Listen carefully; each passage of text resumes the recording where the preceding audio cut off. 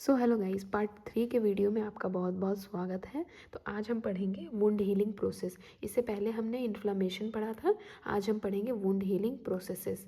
ठीक है। और आज मैं सारा वीडियोस जो बना रही हूँ, मैं टारगेट हाई के सिलेबस के अकॉर्डिंग बना रही हूँ। तो आपको अगर नर्सिंग ऑफिसर की प्रिपरेशन कर रहे हैं आप, तो ये आपके लिए बहुत ज़्यादा इंपॉर्टेंट है ये वीडियो, क्योंकि मैं सारा सिलेबस कवर करने वाली हूँ according to target high. And मैं इसके MCQs भी कराऊंगी। पहले मैं इसे वुंड हीलिंग एंड इन्फ्लेमेशन ख़त्म करती हूँ, उसके बाद गैंग्रीन पढ़ा करके मैं फिर इसके MCQs सॉल्व कराऊंगी। ठीक है। तो आज की वीडियो में स्टार्ट करते हैं। सबसे पहले जो है वुंड हीलिंग जो प्रोसेस है वो क्या हुआ है, 3 इंटेंशंस में डिवाइडेड है। ये according to primary secondary tertiary phases में डिवाइडेड है। पहला तो है हीलिंग बाय प्राइमरी इंटेंशन। इसमें क्या होता है कि नो और लिटिल स्कार टिश्यूज़ जो होते हैं वो डैमेज होते हैं, for example surgical wounds. And secondly जो है वो है हीलिंग बाय सेकेंडरी इंटेंशन। इसमें जो वुंड होते हैं उसमें क्या होता है, लॉस ऑफ टिश्यूज़, बहुत ज़्यादा टिश्यूज़ के लॉस होते हैं। एजेस आर टू फार, जिसके वो जो उसके एजेस होते हैं वो होते हैं बहुत ज़्यादा दूर दूर हो जाते हैं। And close naturally through granulation, ये ग्रेनुलेशन के थ्रू नेचुरली क्लोज हो जाता है। एंड एपिथेलियलाइजेशन का प्रोसेस वहाँ पे होता है। जो एपिथेलियल सेल्स हैं वो वुंड के अराउंड कवर करने के लिए प्रोसेस करने लगते हैं। और इसके जो एग्जांपल्स है वो लेसरेटेड वुंड्स, जैसे लेसरेटेड वुंड जो होते हैं वो बहुत ज़्यादा जिगजैग तरीके से अगर डैमेज होते हैं तो उसे हम लेसरेटेड वुंड बोलते हैं। Pressure ulcers and traumatic injury. Next है आपका हीलिंग बाय टर्शियरी इंटेंशन। इसमें क्या है कि जो वुंड का क्लोजर होगा वो बहुत ज़्यादा डिले होगा। Then results in granulation of wound edges. इसमें क्या होगा, ग्रेनुलेशन कवर तो नहीं कर रहा है, बट ये क्या हो रहा है, सारे एजेस के साथ ही ग्रेनुलेशन का प्रोसेस स्टार्ट हो रहा है। देन इसमें कैरेक्टराइज्ड बाय एडिमा, इसमें स्वेलिंग एडिमा आपको देखने को मिलेगा, इन्फ्लामेशन देखने को मिलेगा। इन्फेक्शन देख सकते हैं। एक्सुडेट्स में ये होगा कि पस फॉर्मेशन हो सकता है, पस एक्सुडेट्स आ सकते हैं या हेमोरेटिक एक्सुडेट्स आ सकते हैं इसमें। ठीक है। फ्रॉम वुंड से आएंगे। एंड एक्सेसिव स्कार फॉर्मेशन, जो स्कार का फॉर्मेशन होगा वो बहुत ज़्यादा इंटेंशनल होगा। देन हम नेक्स्ट पढ़ने वाले हैं 4 स्टेजेस ऑफ वुंड हीलिंग, जिसमें 4 स्टेजेस ऑफ वुंड हीलिंग में सबसे पहला आता है haemostasis, inflammation, proliferation and maturation. Haemostasis जो है वो क्या कॉज करता है, कोआगुलेशन कॉज करता है, ब्लड को क्लॉट करता है। इन्फ्लामेशन जो है वो क्या करती है, डिस्ट्रॉय करती है बैक्टीरिया को और रिमूव करती है जितने भी डेब्रेसिस हैं, क्योंकि वो ब्लड फ्लो बहुत ज़्यादा बढ़ा देती है, जिसमें न्यूट्रोफिल्स, WBCs ये सब आने लगते हैं, जिसकी वजह से फैगोसाइटोसिस का प्रोसेस स्टार्ट होता है। देन है प्रोलिफरेशन में क्या होता है, वो जो वुंड है वो फिल होता है, टिश्यूज़ फिल होते हैं एंड कवर करती है वो वुंड को। नेक्स्ट है मैचुरेशन। टिश्यूज़ जो है वो अपने स्ट्रेंथ को फिर से गेन कर लेती है एंड देन फ्लेक्सिबिलिटी बहुत ज़्यादा बढ़ाती है। एंड देन वुंड हीलिंग का जो प्रोसेस है वो प्रोग्रेस कर सकता है, या तो बैकवर्ड भी प्रोग्रेस कर सकता है एंड फॉरवर्ड भी प्रोग्रेस कर सकता है। ये वुंड क्या डिपेंड करती है, बॉडी के, पेशेंट की जो बॉडी है उसकी external and internal condition. So haemostasis को हम लोग ब्रीफ में देखेंगे। ये एक ब्रीफ पीरियड ऑफ वेसोकॉन्स्ट्रिक्शन है, जिसमें ये क्या अटेम्प्ट करता है, स्टॉप द ब्लीडिंग। बिगिन कब होता है, ऑनसेट ऑफ इंजरी में तुरंत।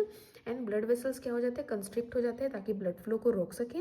प्लेटलेट्स स्टिक हो जाते हैं एक साथ ताकि वो क्या कर सके, जो भी सब इंटोथेलियल सर्फेस है एपिथेलियल वॉल के, जो ब्लड वेसल्स हैं उसकी जो एपिथेलियल वॉल है उसमें क्या हो जाते हैं, अधेयर हो जाते हैं। ये क्या कब तक क्या होता है, जो 60 सेकेंड्स तक, जो फर्स्ट 60 सेकेंड्स है उसमें फाइब्रिन स्ट्रैंड जो होते हैं वो मेसअप हो जाते हैं एंड बिगिंस टू अधेयर, वहाँ पे जमना स्टार्ट हो जाते हैं। देन जो ब्लड ट्रांसफॉर्म होता है लिक्विड टू जेल, ताकि क्या कर सके, कोआगुलेशन की वजह से वो हेमोस्टेसिस को प्रोसेस आगे बढ़ा सके। नेक्स्ट हम लोग देखेंगे inflammatory phase. Inflammatory phase start immediately after injury के तुरंत बाद स्टार्ट होता है and last for 2 to 6 hours. इसमें क्या होता है, जो इंजर्ड ब्लड वेसल्स हैं वो लीक करते हैं ट्रांसुडेट, जो कि ट्रांसुडेट होते हैं न्यूट्रोफिल्स, वाटर, सॉल्ट, प्रोटीन। ये क्या करते हैं, लोकलाइज स्वेलिंग कॉज करते हैं, इंक्रीज्ड कैपिलरी परमिलिटी बहुत ज़्यादा बढ़ जाती है एंड इंक्रीज ब्लड फ्लो, कहाँ पे, साइट ऑफ इंजरी में, ताकि वो क्या कर सके, फैगोसाइटोसिस को प्रोसेस कर सके, जिसमें डैमेज सेल जितने होते हैं, पैथोजन बैक्टीरिया सारे रिमूव हो जाते हैं वुंड एरिया से। And swelling, redness, pain injured area में होता है, और जो अफेक्टेड एरिया है, ये सारे प्रोसेसेस जो होते हैं वो अफेक्टेड एरिया में स्वेलिंग, रेडनेस एंड पेन हो जाते हैं। ओके तो नेक्स्ट हम लोग देखेंगे प्रोलिफरेशन स्टेज, जिसमें क्या होता है, वुंड का फिलिंग होता है, कॉन्ट्रैक्शन ऑफ वुंड मार्जिन्स होते हैं, एंड देन जो कवरिंग द वुंड, एपिथेलियलाइजेशन प्रोसेस की वजह से जो वुंड होते हैं वो कवर होने लगते हैं। इसमें क्या होता है, रीबिल्डिंग ऑफ न्यू टिश्यूज़, किस चीज़ से न्यू टिश्यूज़ का रीबिल्डिंग होता है, वो क्या चीज़ से बने हुए होते हैं, कोलेजन से एंड एक्स्ट्रा सेलुलर मैट्रिक्स से। Formation of granulation tissues, granulation tissues का फॉर्मेशन होने लगता है। जो हमें वुंड एरिया पे पिंक रेड मॉइस्ट टिश्यूज़ दिखते हैं उसे हम ग्रेनुलेशन टिश्यूज़ बोलते हैं। एंड ये फॉर्मेशन ग्रेनुलेशन का कैसे होता है, एपिथेलियलाइजेशन से होता है। जो भी एपिथेलियल सेल्स हैं वो क्या करते हैं, माइग्रेट करते हैं वुंड सरफेस में, ताकि ग्रेनुलेशन टिश्यूज़ का फॉर्मेशन कर सके। और इसमें क्या होता है, न्यू नेटवर्क्स बनते हैं ब्लड वेसल्स के, and construct for sufficient blood supply of oxygen and nutrients to granulation tissues. जो भी एपिथेलियलाइजेशन प्रोसेस होता है उसमें क्या होते हैं, नेटवर्क्स बनते हैं ब्लड वेसल्स के, जिसमें वो क्या कर सके, एपिथेलियलाइजेशन प्रोसेस में एपिथेलियल सेल्स को क्या कर सके, sufficient oxygen supply and nutrients दे सके, ताकि ग्रेनुलेशन टिश्यूज़। देन आता है हमारा मैचुरेशन फेज, जिसमें क्या होता है, रीमॉडलिंग होता है स्टेजेस में, स्ट्रेंथनिंग होता है, रीऑर्गेनाइजेशन होता है कोलेजन का, एंड रीमॉडलिंग ऑफ कोलेजन भी हम इसे बोल सकते हैं। जो सेल्स होते हैं वो क्या करते हैं, जो यूज़ होते हैं हमारे रिपेयर करने में वुंड में, वो क्या होते हैं कि हम अब हमें उसे ज़रूरत नहीं है वहाँ पे वुंड साइड पे, तो वो क्या हो जाते हैं, रिमूव हो जाते हैं by the process apoptosis. And जो स्कार टिश्यू है उसका थिकनेस जो होता है वो रिड्यूस होने लगता है, मेक एरिया स्ट्रॉन्गर, स्ट्रॉन्ग बनाने लगते हैं उस एरिया को, है ना। ये जो टाइम है उसका टाइम ड्यूरेशन है मंथ्स टू ईयर, एंड ये 2 to 3 वीक्स ये टेक करते हैं, लेते हैं, ताकि वो क्या कर सके, 50% ऑफ स्ट्रेंथ को रीगेन कर सके। एंड जो 70 to 75% जो स्ट्रेंथ होती है वो रीगेन होता है at the end of wound healing process. जितने भी वुंड हीलिंग प्रोसेस जो है वो ख़त्म हो जाती है, उस टाइम पूरा टोटल स्ट्रेंथ आ जाता है, और जो स्किन का जो भी डैमेज हुआ था वो ठीक हो जाता है।